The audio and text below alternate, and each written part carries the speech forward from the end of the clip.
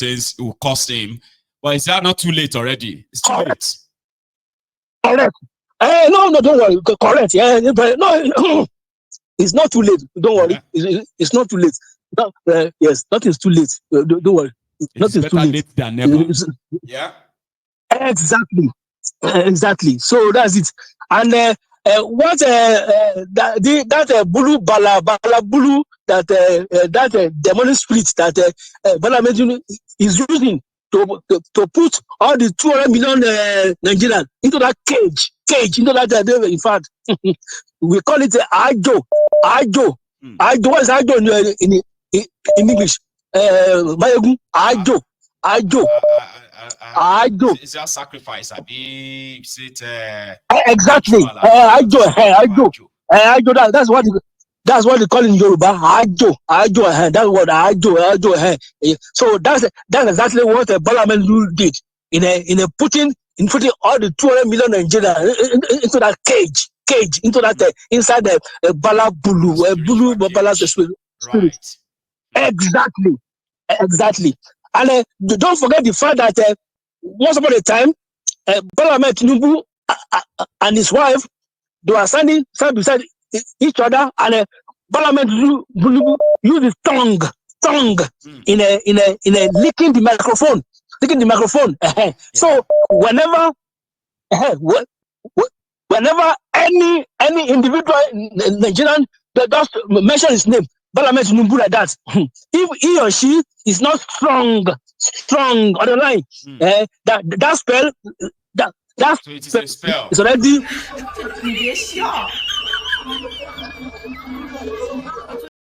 Whenever any person mentions his name, Bala Tinubu, that spell will automatically be upon me, unless the person is strong.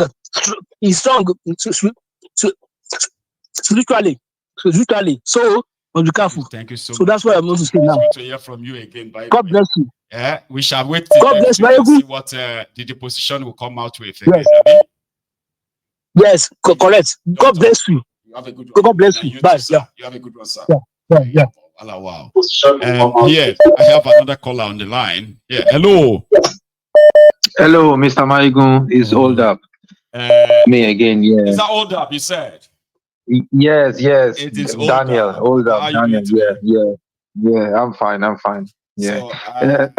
So it's another day and it's another drama. It's all coming from that from Nigeria, Baba. Here we are. Yes. Sometimes well, it's not sometimes. I mean all the time when I listen to these people talking in their senates and all, they crack me up so much that when I ask myself that what are they talking about? Does this actually has anything to do with the government? Does it? Yeah. So now I'm gaining more understanding into the Nigerian governance system, right? Because nothing is actually being produced in Nigeria. There's no set of maybe indigenous or maybe one part of the country that specializes on anything.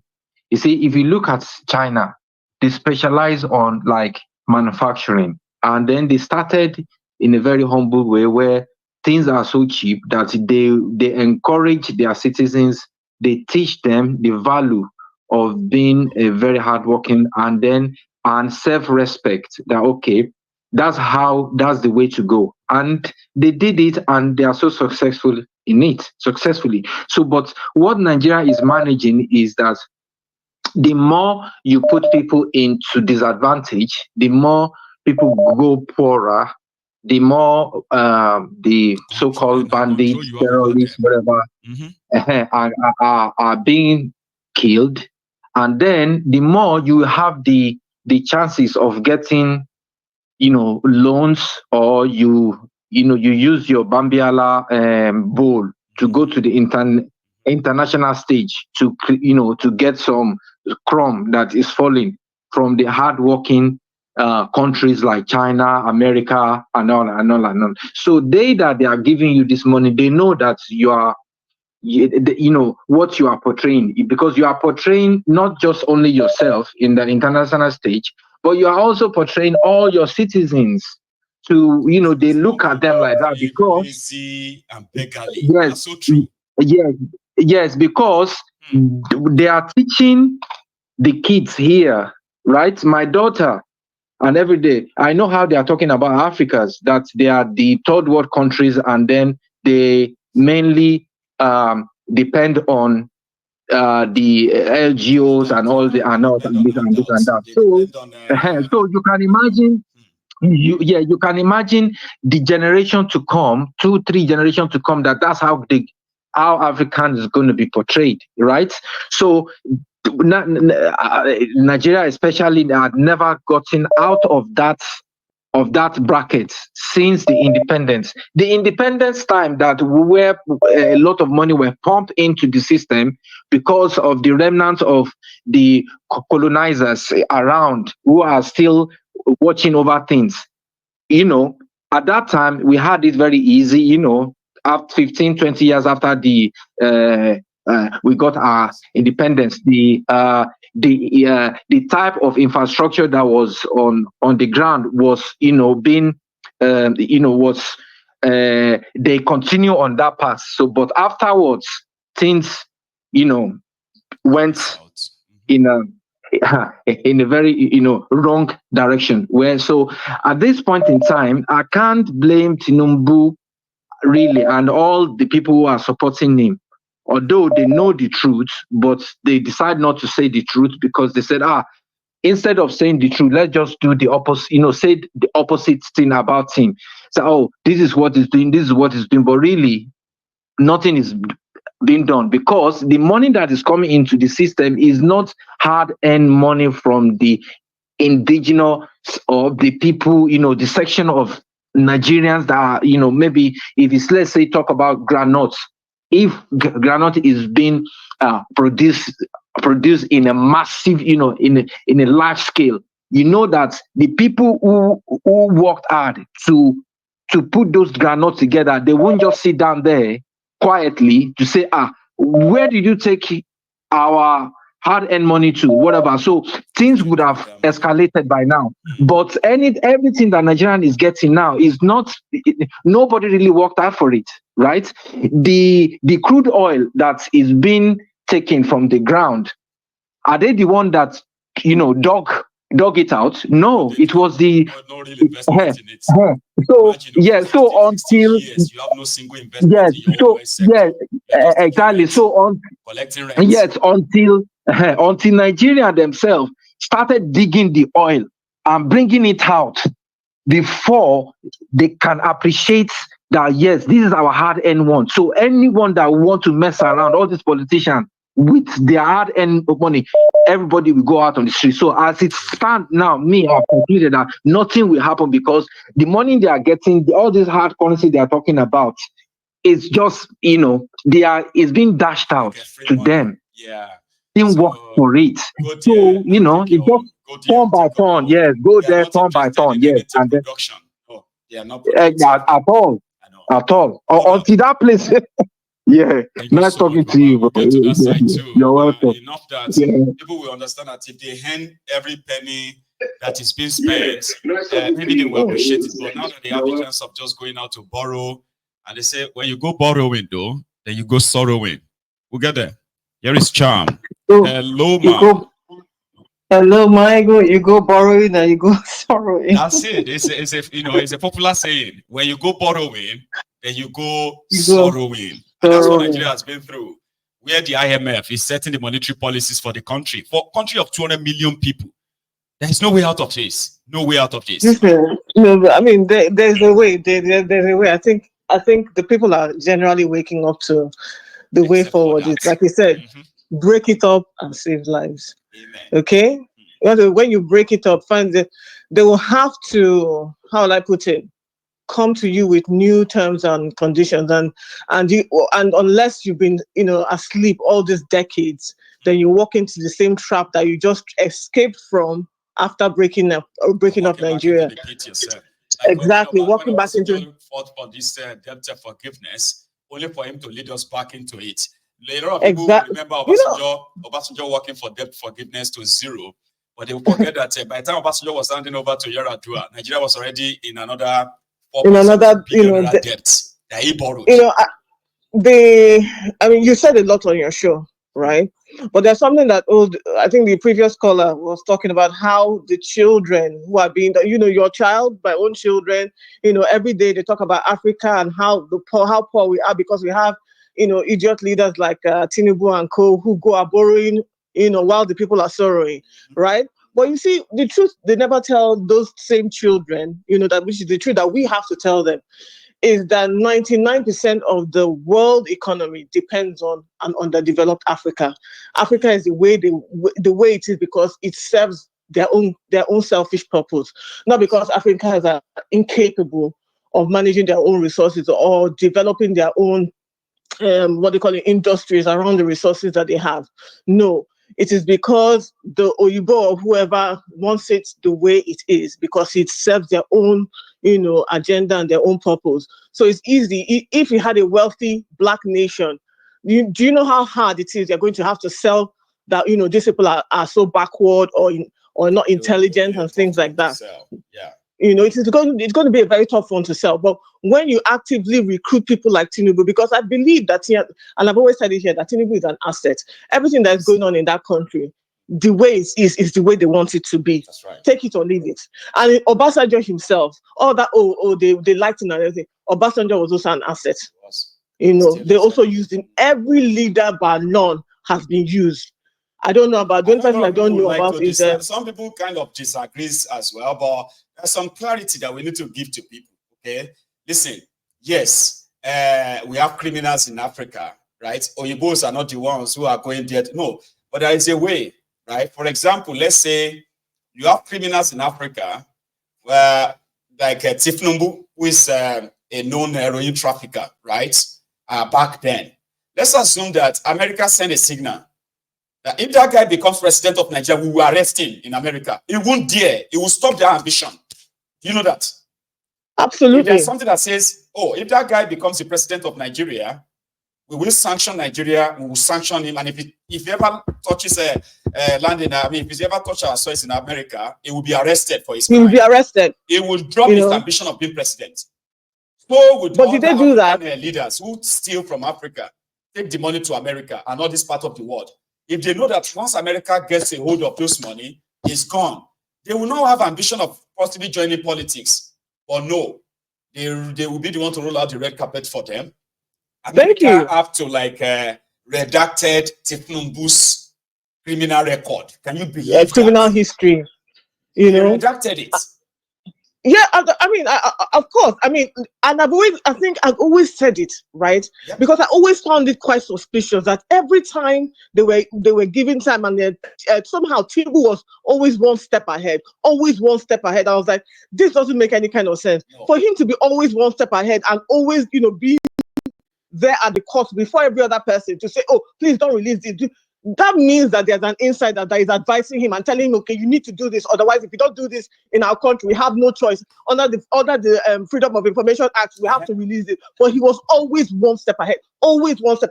And that was when I knew that this man is an asset for this country. They know who he is, and they don't want to give us what we need to ensure that he doesn't become president, because him being president suits any kind of purpose that they will have.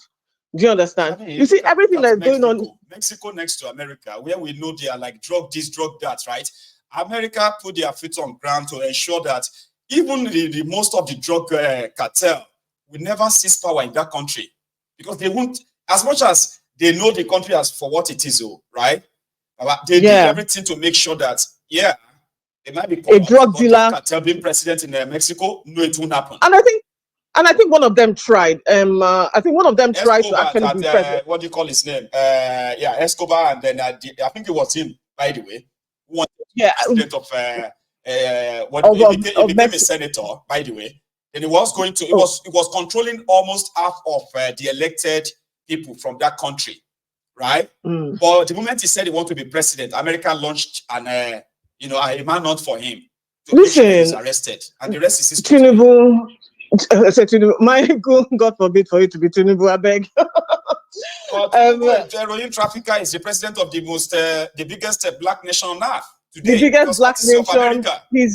He's welcomed in France, He's welcomed in China. He's welcomed in England. That he was free to go there for medical attention and all of that. He's welcomed in all of these places. And going back to Nnamdi Kanu, for goodness sake, this is a man that they are illegally holding. At this point, it's a criminal offense for what the Nigerian government is doing to this man.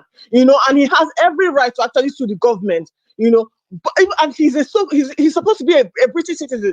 And I say this again to every Nigerian out there who holds a British passport and assume that because I'm British, nothing can happen to me. My brothers, wake up. Wake up and smell the roses. That your Britishness does not mean anything to them. And they have never called this man out once. They have never said, you know what, you can't step into the country because this is what you're doing and we know it is wrong. Nobody is holding any of these African countries, their criminal leaders, accountable. Because in order to hold them accountable would therefore mean that they will then have to be accountable for the things that they take out of this country, out of these nations. We do have a long road ahead of us, but we have to keep our eye on the ball. This can be done. And when I say this can be done, I'm talking about the disintegration of this country because it has to happen. It is in the best interest of everybody within that region that we actually separate. Because in separating, right, there's no way. They have to come back to you to renegotiate on your resources. Then you will not be the fool to fall into their own trap. Because you've seen what they've done in Nigeria. Okay? I beg. Thank you very much, and for always. Okay? Thank you. That's a good one. All right. It is what it is. There's something called neocolonialism or neocolonialism. Right. I think that's what it is called.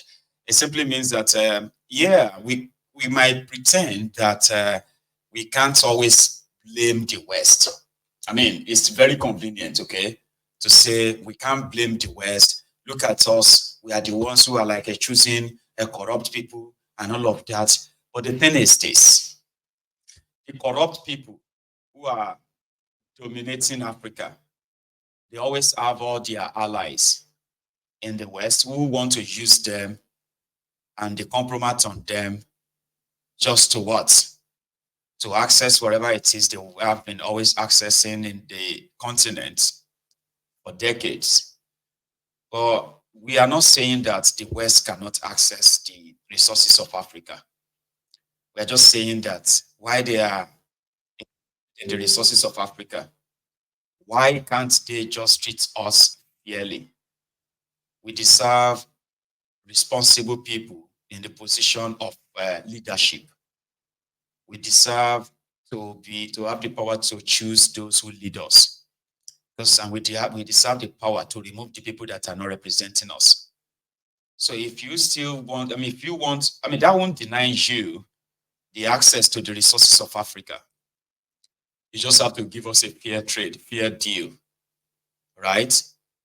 And then let the people actually enjoy their God-given natural resources.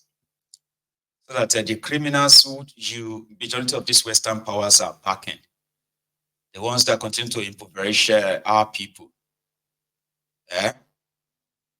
they are hurting us. Yeah, you still have access to those resources, but look at our people being so impoverished enough that we do not have power to remove horrible leaders. And those of you who are from the Western world, the Western power, shielding them, protecting them, watching them commit human rights abuses, jailing dissidents, jailing and then, illegally locking people up because they are all out to reject these bad leaders. And then the West look away. These criminal leaders are welcomed all over the world as if to say they are doing well in their countries. They are given red carpets. That's what we are saying. Okay? If I have a chance of leading any part of any country in Africa, for example, if I have a chance of leading my own country, Yoruba nation, I would rather be or come to the table with any interested, Western country or Western power that wants to actually deal with us with respect We are not saying you can't use those resources. You can't take them and, use them in developing even the land and the people that are there. Look at the Middle East. The same resources they found in Africa is what they found in the Middle East. But they are not there promoting democracy, this and that. They do not have democracy in most part of the Middle East, but they are developing their people. Their people are benefiting from their resources. To some extent, we'll say. So why can't Africa have similar or same? So when you have terrible, terrible people, who knows that they can always run to America, run to Europe for medical care, and you're always there to welcome them because you can always use the compromise on them to milk us. It's unfair. That's the point. It's not that we are actually putting all of our blames, our shortcomings on the Western world, not like that. But we can also not ignore the fact that it's easier for these criminal leaders in Africa to fly out of the African